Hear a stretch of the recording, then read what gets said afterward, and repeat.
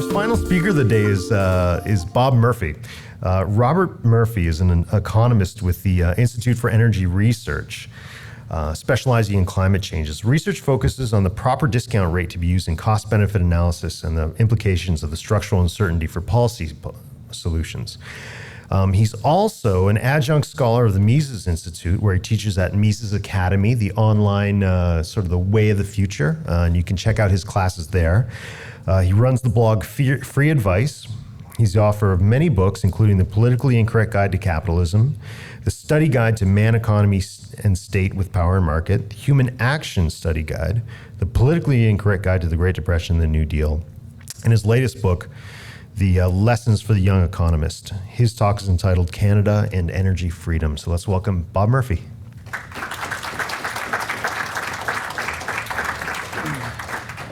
Thank you, Redmond. It's good to be here. So as he mentioned in the introduction, I do a lot of work with the original Mises Institute, and so I'm honored to be here as part of this inaugural event for Mises Institute of Canada. And I was a little bit concerned until the last talk, because usually, I was trying to see, like, are you guys doing it right? And up until the last talk, there was yet to be a thing about making people want to go jump off a bridge. But now you've plugged that gap with having Stephen's talk, and so this really feels like a real Mises event. Having that, so that, yeah, there you go. This is my first time. People are asking me. It's not my first time in Canada. It is my first time in Alberta. And I'm supposed to be flying out tomorrow, the 10th anniversary of September 11th, so if there's any kind of security issue, I imagine I might be here for a while. But hopefully nothing like that will happen. So what I'm going to be talking about with you guys today is just in general government intervention in the energy markets. I want to share some of my thoughts with you. As Redmond has said, I do a lot of work for that in the United States, both for the Mises Institute, but also what's called the Institute for Energy Research, which is a DC-based think tank specializing in free market energy issues. So one thing, just to sort of pull back and give you the broad bird's eye view here, is to point out, and I'm just sort of elaborating upon some of the comments that other speakers have given you, I don't think it's a coincidence that governments have been making this push the last decade or so to really get into the energy sector. And of course, coming from the United States, that's my bias. That's the sort of examples I'm going to give you. But if you just think back to when the Obama administration first came in, they had a few big things that they were doing. So first of all, they were continuing with the nationalization of the financial sector, having taken over the banks, the Bush administration, the free market Bush administration, of course, the TARP program, took over the banking sector, and the Obama administration was big on that. They started controlling CEO bonuses and things in the big banks. They also were big on completely have nationalized the mortgage sector. So in the United States, I forget the exact figure, but it's something absurd. Like of the last year, I think something like 98% of all the newly originated mortgages in the United States were either directly owned by Fannie and Freddie or guaranteed by them in some way. So in a very real sense, it's almost like the federal government now at this point owns the majority of homes in the United States. All right, so that's kind of impressive. And of course, the signature issue of the Obama administration has been what we call Obamacare. Their intervention in the health care industry. And the thing that they had originally been pushing for, that actually, and I think the groups that I was working for, we can take some small credit in having stopped it somewhat, was they were really big on pushing through either cap and trade or a carbon tax, and then that fortunately, died on the vine.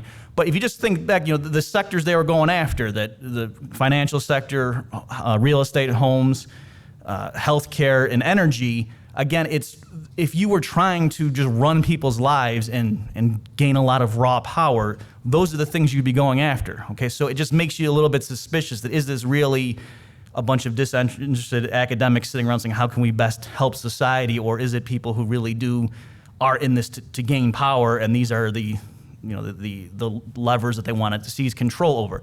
That they weren't trying to take over haircuts. They weren't trying to regulate the hot dog industry. They were taking these big ticket items that if they controlled these things, that would give them a lot of power over individual lives.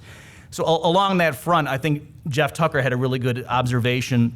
So Jeff Tucker is the academic vice president of the U.S.-based Mises Institute. He's the guy that runs Mises.org. He's the editor that approves the content for that if you read Mises.org.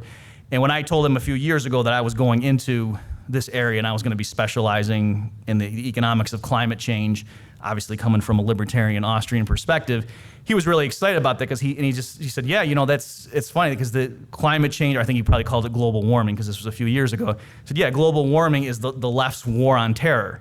And that was really an insightful observation he made, because if you think about it, again, regardless of what your views are in terms of foreign policy, it's undeniable that the so-called right wing in the United States, at least, I mean, that issue gives people tremendous leverage, gives them they can do whatever they want. Okay, so first of all, that gives them access to hundreds of billions of dollars a year through, defense contracts and spending for rebuilding efforts once we go in and liberate a country, and then you got to pick up the damage and so forth. So there's just hundreds of billions of dollars every year because of that issue.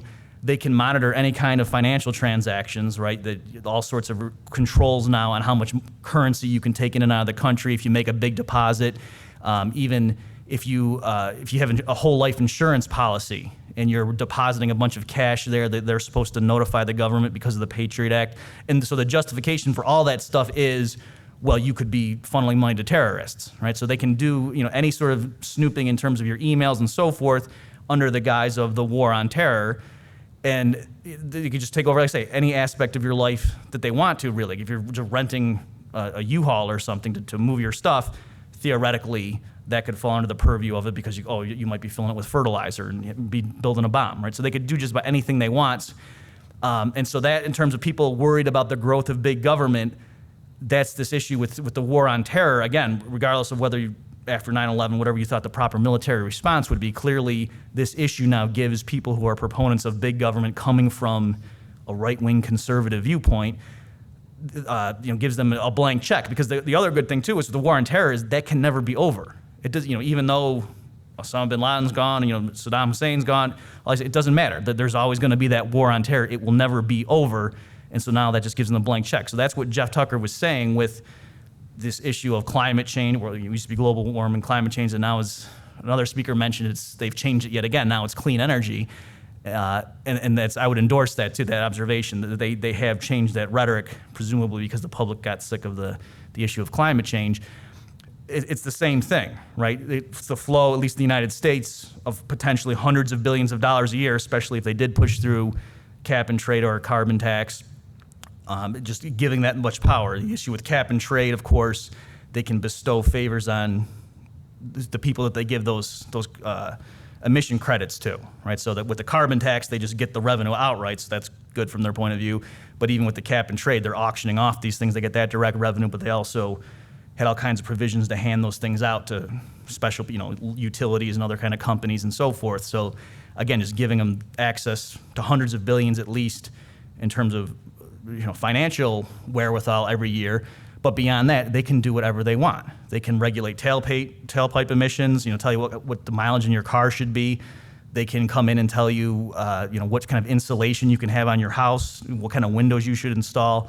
So it gives them, in theory, a blank check. They can even regulate international trade because they can say, oh, well, stuff's coming from India or China and they don't have strict regulations on emissions in their country, so we have to have a carbon tariff, to equalize, because it's not fair to our industries if we have a carbon regime in place, and we had that in Europe and so forth. But these other, emerging markets don't have similar governance structure, so it wouldn't be fair if they could pollute there and then ship us the goods at a lower price.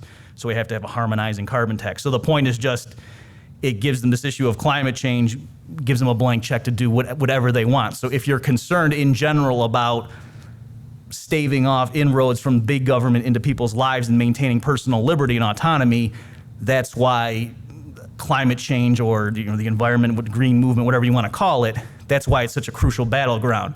And I just say, I realize I'm preaching to the choir mostly here, but it's partly because in the United States, there are a lot of people that aren't really tuned into that. They think that the stuff with the environmentalism, it's a lot of policy stuff, and it would take really long to wade through that. So I'm not so interested. They don't really get into that. They care about other stuff like gun control laws or whatever, which is all, or the drug war, which is of course all good stuff too. But I'm just emphasizing that I think Redmond is right, especially for a Canadian audience, that this really is a crucial issue, and this is where I think the left who wants to, who has this interest in having expanded government power, that's why they're picking this issue, is because it's so, it's the gift that keeps on giving. They can just do whatever they want, and they can always tie it back to some issue with climate change. Having said that, let me just talk a little bit, because when you say make observations like that, a lot of times people think like, okay, so you're just a conspiracy theorist, and you think these people are all just getting their marching orders from George Soros. And no, there's at least 2 other people giving those orders. So it's not just George Soros. But no, I do want to make sure I make the distinction here. I'm not saying people who are concerned about the environment are really all secretly, a bunch of communists. That's not what I'm saying. What I'm saying is the people who their goal in life is to seize government power. They do dream of a world with more government activism. And for whatever reason, I think maybe some of them honestly believe that would be better for the world. They look out at the current world and see a bunch of wars and so forth, and they think, well, if we just had one world government, all this bloodshed would cease. Sort of like Darth Vader's justification to Luke Skywalker, saying, join me once we have peace, it'll be great. I'll be running the show. So it's possible, that there's that issue. But so I'm saying there are clearly people running these movements, like the higher up you get, that I don't think it's just that they sincerely believe the official things they say. And this isn't just a speculation on my part. I mean, I've seen that.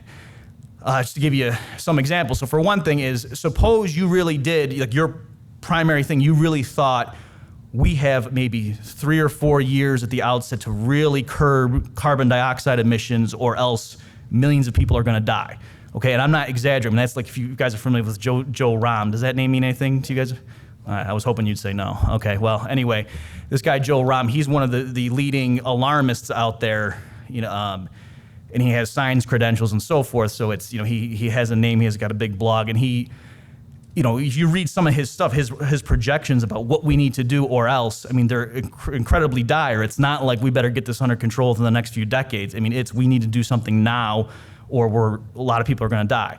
So the point is, if that's really what you thought, and you could see the way the politics were working, and you knew that the people in the West were not going to go back to driving, horse-drawn carriages if they thought that's what was required, you'd think they should be the biggest proponents of nuclear energy, because you actually could switch largely over to nuclear energy, and it might, depending on the economics, maybe you'd need taxpayer subsidies and so forth. But the point is, if your overriding thing was, holy cow, hundreds of millions of people are going to be dead in 30 years if we don't quickly curb carbon emissions, the only way to do that without asking people to take a huge hit to their standard of living would be to just start building nuclear power plants like crazy. So you would expect, the leading environmentalists to be saying that. And to be fair, maybe 1 in 100 of them really are. There are a few of them that are saying, let's just be realistic, guys. We've been campaigning for this for decades. The public's not taking us seriously. Let's just fall back on nuclear energy because that's the only way to do it. There are a few voices like that, but typically that's not the standard line. No, they hate nuclear power too. Right? So that's just one example that makes me start thinking that, the leaders of this movement, the people heading up the DC-based think tanks and so forth, that it's not really that they're staying up at night worrying about carbon emissions, because if they were, I think they'd be huge proponents of nuclear power, and they're not.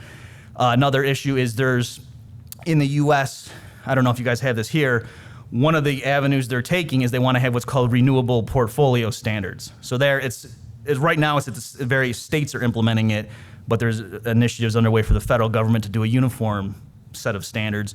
So the idea there is they'll say within a certain region, okay, X% of your electricity needs to be produced using renewable techniques as opposed to fossil fuels.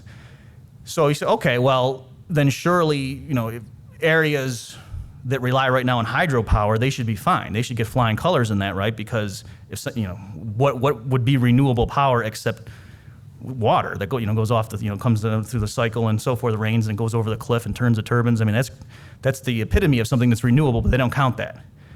They want to have it be stuff like bioenergy and geothermal, and so you say, wait a minute, that doesn't make any sense. I thought you guys wanted renewable, and so why aren't you including hydropower? And if you just start pushing it, I mean, the one thing that makes sense of their whole analogy or their whole campaign, like the one common element through it all is, if something would actually allow the American lifestyle to continue, they're against it, right? So like in that particular issue, we actually could go to almost zero carbon emissions in terms of energy production if we switch to nuclear power plants. They're against that. Well, if we wanted renewable, we could also, exploit hydropower more than we are.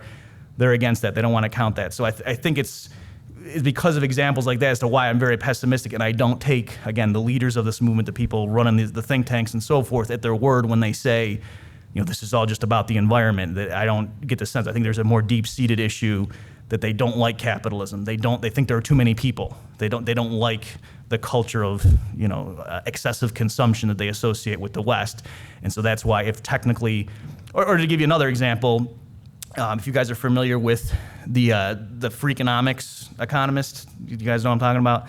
So they're the sequel to Freakonomics. I think about Super Freakonomics, which who's the marketing wizard that came up with that one? So that came out.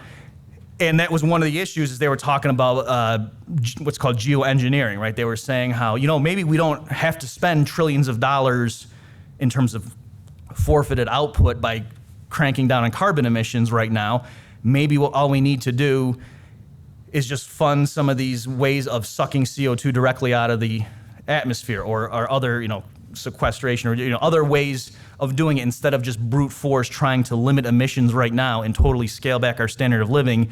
Maybe if we just research some of these alternatives, there's 10 different technologies that are, right now they're not profitable, but maybe 20 years from now they would be, and this problem might solve itself.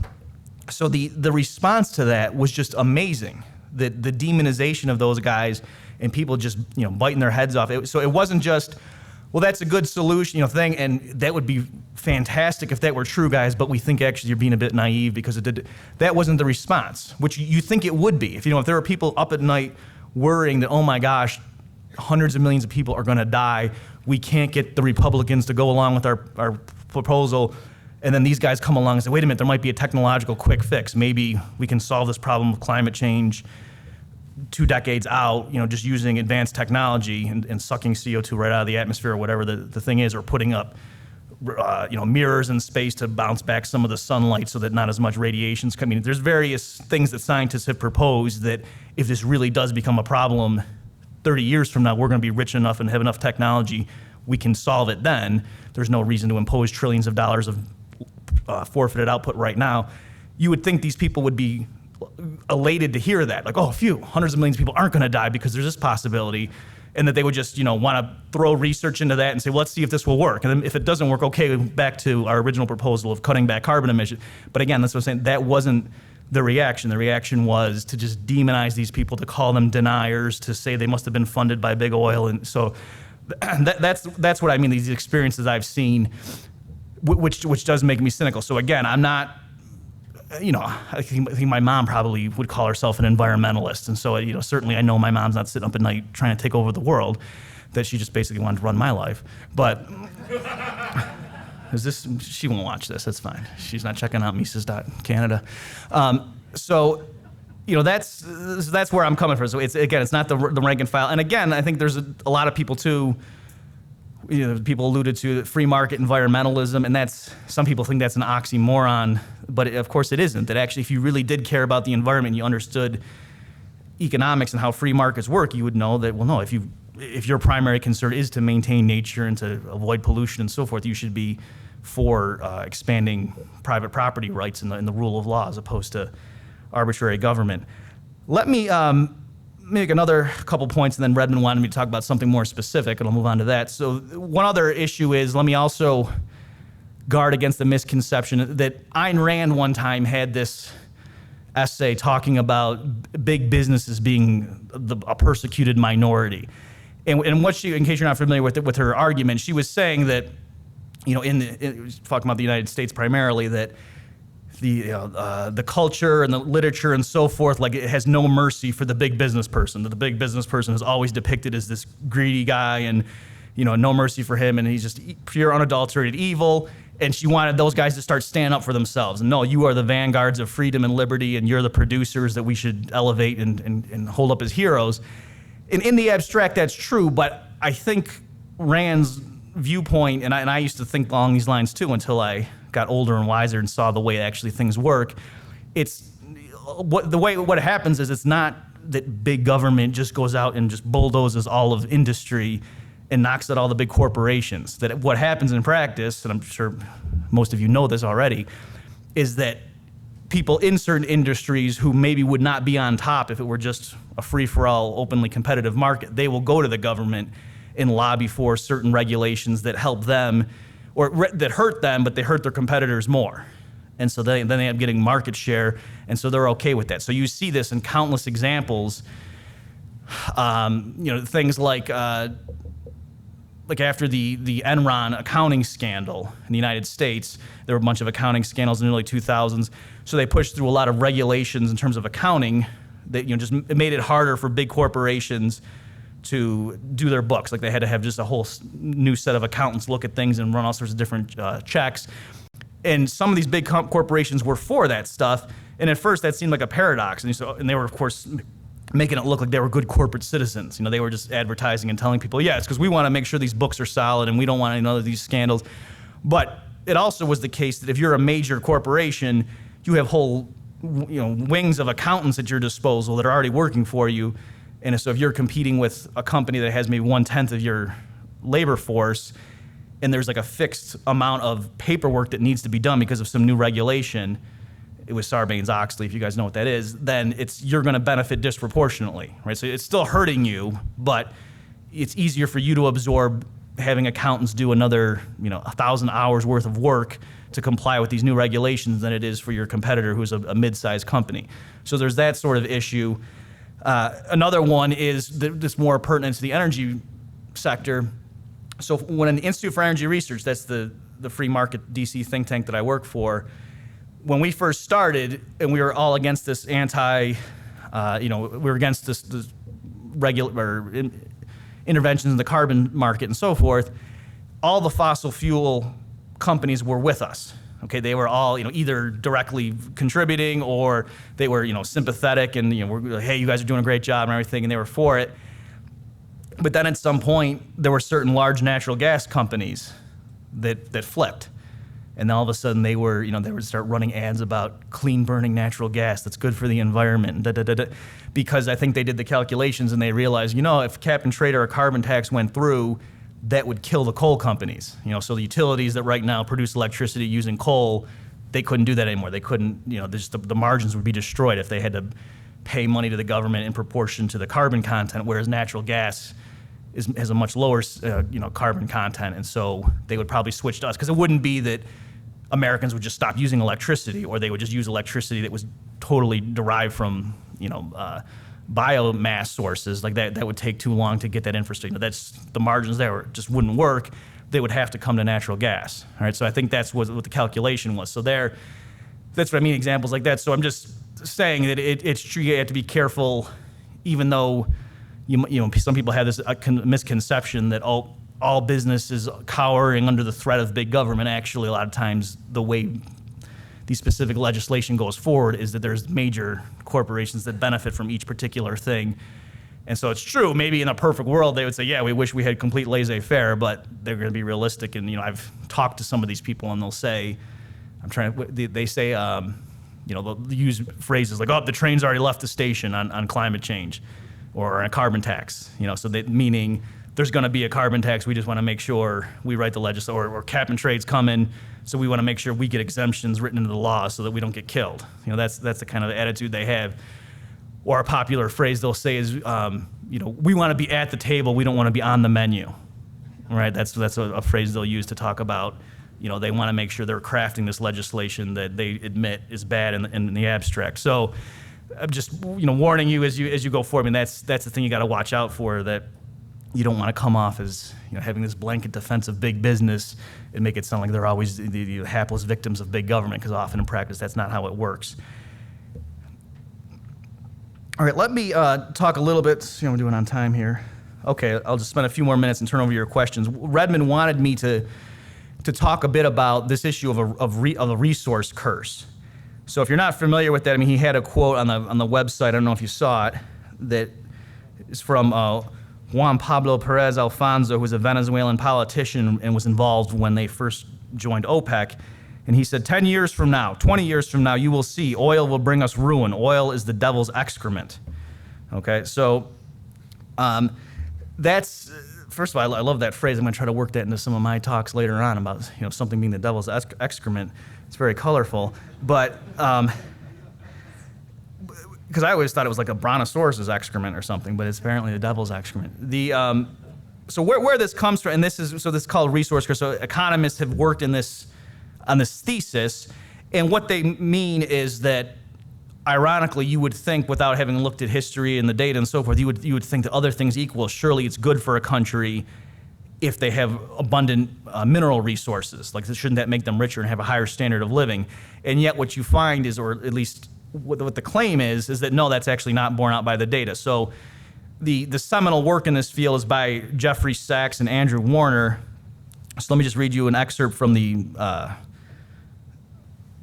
summary of their paper here. They say, economies with high ratios of natural resource exports to GDP in 1970, that was the base year they looked at, tended to have low growth rates during the subsequent period from 1970 to 1990. Okay, so what they're saying is they looked at a bunch of data. They had all these different countries, dozens of countries over this 2-decade span. And so they said, okay, in the beginning, let's just do a snapshot. Which countries had high natural resource exports as a fraction of their economies, and then look at that, so run that regression on their GDP rates throughout that, and they found that was statistically significant to show they would have lower than average GDP growth, which is kind of surprising. And then what's even more surprising is they went through and corrected for all sorts of other things that might, that in the literature contributes to GDP growth. So they said, okay, let's also correct for their per capita income in 1970. Let's correct for, their trade policy, like if they had high tariffs or not. So they corrected for a bunch of obvious things that you might think would be indirectly causing that effect, and they still found this result. So like I said, Redmond wanted me to talk about this because obviously that's pertinent to today's lecture or today's conference. So I went and I dug up their actual paper just to make sure that what they were doing, what the conclusion was, or the inference that people were drawing, the lessons from this research. So one obvious thing that jumped out at me is, strictly speaking, they weren't looking at whether a country had a lot of energy resources. They were looking at whether a country had a high export ratio. So if a lot of their GDP came from exporting resources. So that right there should send up warning flags that, for example, the United States, in their measurement, the United States was consistent with it because the way they set up the regression, the U.S. obviously is a net importer of energy resources, right? We import oil in the United States, and the U.S. of course has high GDP and high growth rates compared to some of these OPEC regions, and so the way that was showing up was consistent with their thing that the U.S. doesn't have a lot of energy, and yet it has high growth rates. So clearly, energy doesn't seem to be related to economic growth. But of course, that's crazy. The U.S. is like the third leading producer of oil in the world.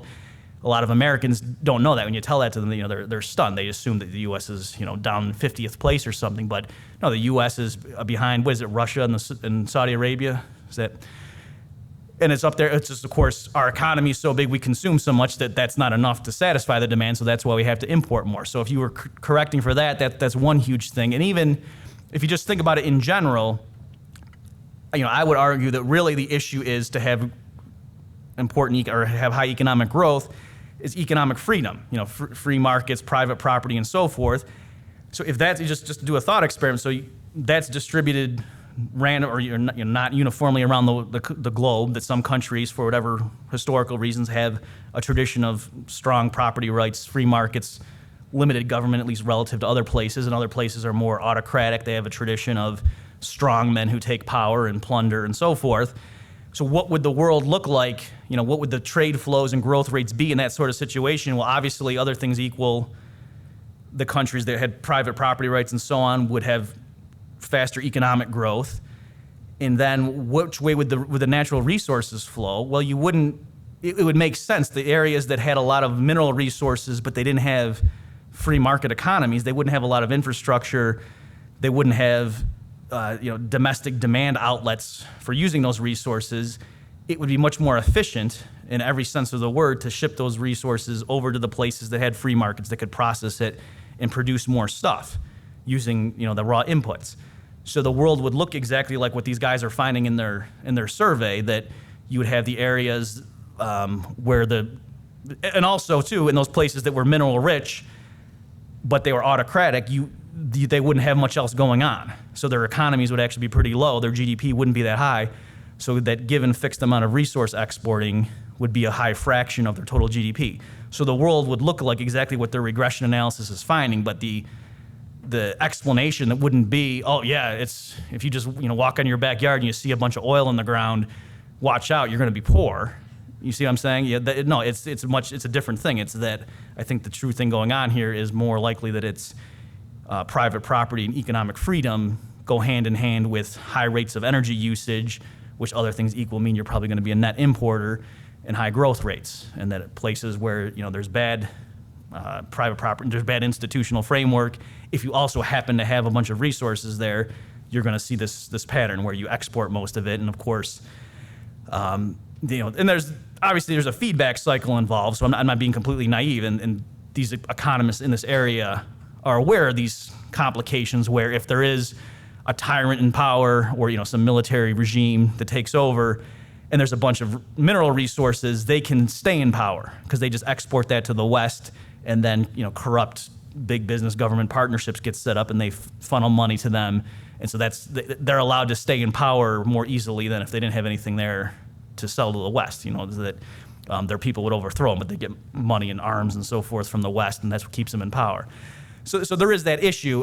So the way, if you just think that through, that one aspect of it, I think it's certainly true in the Middle East especially that, not to be naive, that I think partly what's going on there is if you do have a regime that's not friendly to the United States, then bad things may happen to you.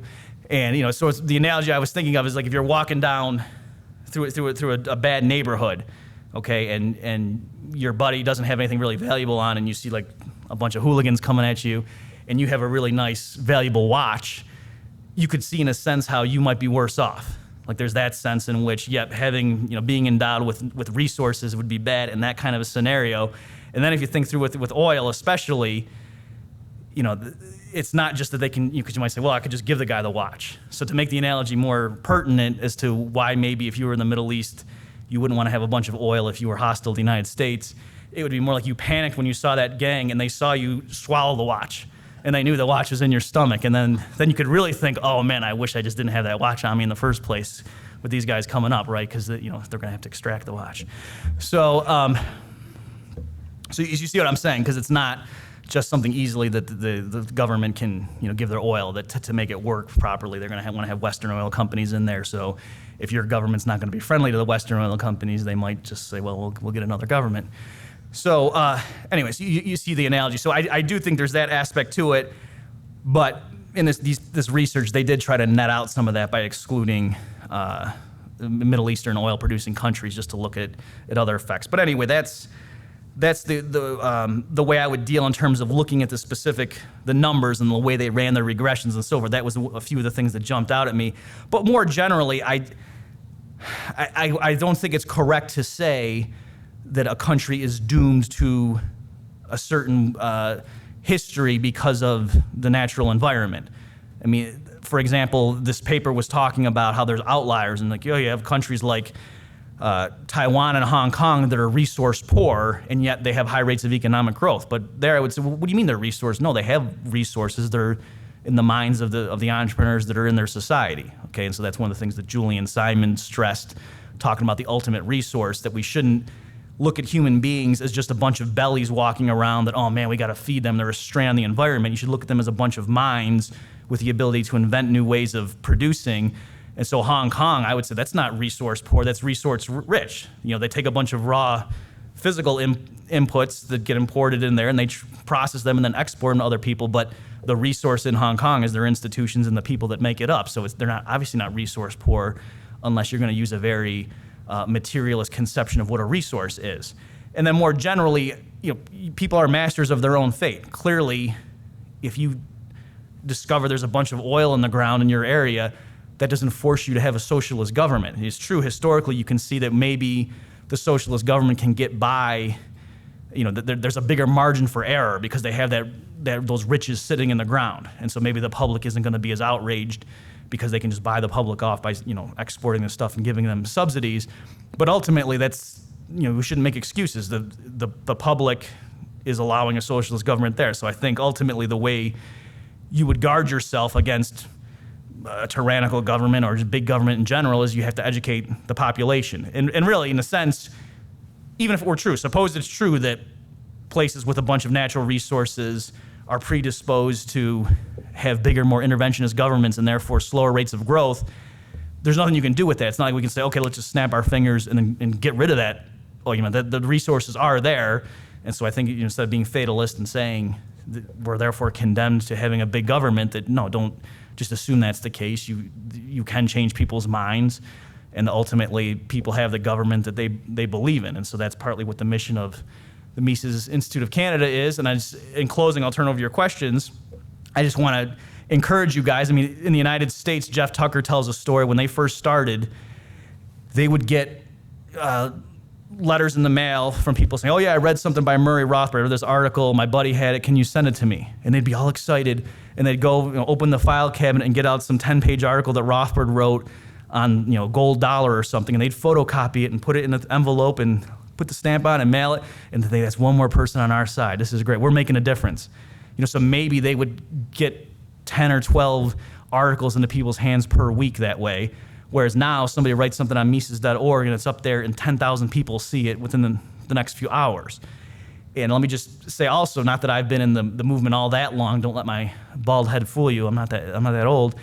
I have noticed a huge change just in the United States in the last few years about the emails I get from people. So I'll write an article for Mises.org. Before, I would have gotten fan mail from people saying, yeah, I'm in college, my professor loves Hayek or Mises, so he told me to read your site, this is interesting stuff, blah, blah, blah. Now, a lot of the mail comes from hedge fund managers saying, what do you think the dollar's going to do? What do you think gold prices? Is gold in a bubble or treasuries in a bubble?